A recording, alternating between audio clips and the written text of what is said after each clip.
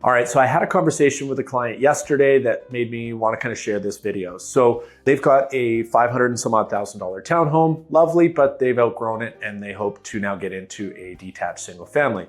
Their townhouse, 500 and some odd, what they want to buy, 800 or 900. And what they're now looking at is, well, shoot, Nick, our property's not worth what we'd hoped it to be.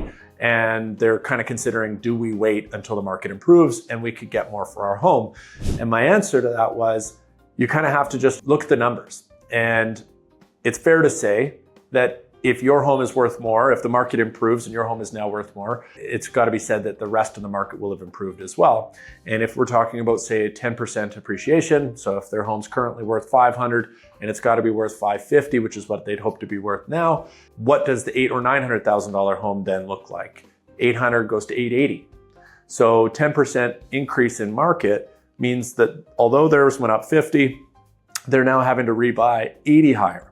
So they're actually 30K backwards by waiting for the market to improve. Now it's counterintuitive in a down market to try and take on more real estate, but that's exactly what you should do. It's just numbers. The more expensive stuff takes a bigger haircut than the cheaper stuff.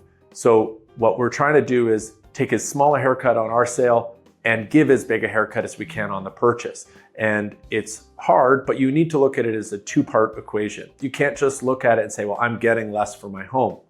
Because if you're buying and selling in the same market, it becomes relative. So although your home is worth less, so too is what you're buying. So the mission is, how do you keep as much money in the till on your sale, but then find a scenario where you're able to make up that difference and more on what it is that you're buying.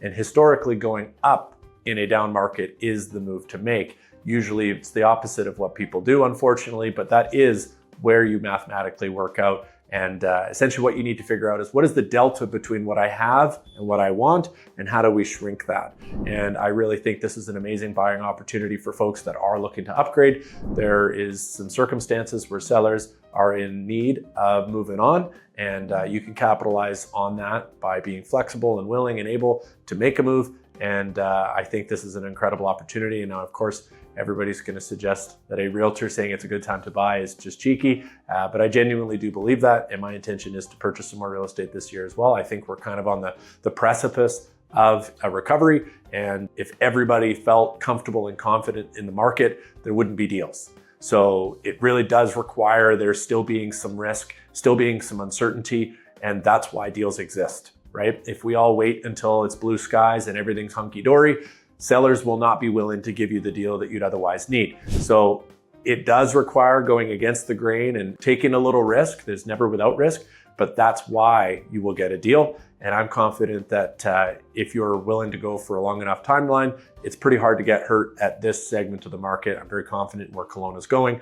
And I really think that the market setup's actually really good. And this next 12 months is an incredible opportunity for folks that are looking to make a move and potentially upgrade. And that's what I would suggest makes sense in today's world. So if you want to chat more about your situation, what that would look like for you, I'm happy to game that out. And I look forward to being of value in any way I can.